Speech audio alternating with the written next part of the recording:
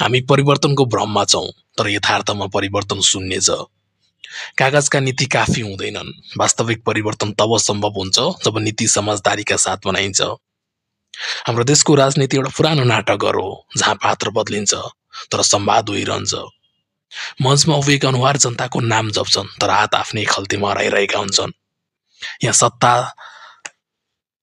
सेवाको साधन होइन, सौदाको टेबल हो। यहाँ विचार होइन, गणित मिलाइन्छ, कति सिट कति भाग। र जनताको पीडा त्यो त अन्तरालको आवाजमा मात्र सुनिन्छ। छेउमा राखिन्छ, कसैले आँखा बन्द गर्छ त कसैले कान थुन्छ।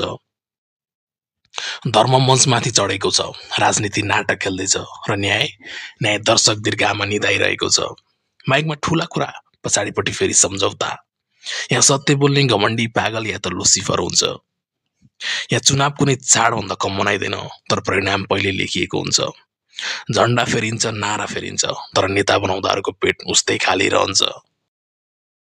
युवाहरू आफ्नो हातमा किस्तामा बेच्दैछन्। पहिले समय, पछि सपना, अन्त्यमा विवेक पनि हराइरहेका छन्। झोलेहरू उनीहरू थाकेका छन्, तर थकान स्वीकार्न समय छैन। किनकि देश छुट्नु अपराध जस्तै बनाइएको छ र देशमा बस्नु दण्ड। भ्रष्टाचार यहाँ घटना होइन, प्रणाली हो। फाइल चल्छ, रोकिदा मात्र चल्छ फेरि।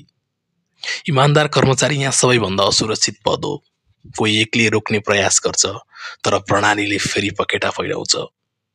इमानदार कर्मचारी असुरक्षित छ, जो सत्यको पक्षमा उभिन्छ उसलाई खतरा छ।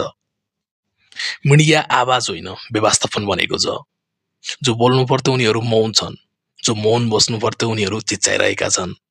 एमाले, कांग्रेस, माओवादी आदि इत्यादि। र जनता त छैनन् यो देशमा। बेडाहरूको हुल छ, झोलेहरूको जमात छ। अलिकति चेतना भएका जनता थाकिसकेका छन्। किनकि विकास माग्दा भाषण पाइन्छ, न्याय माग्दा समितिले समय लिन्छ अनि समयले सत्य।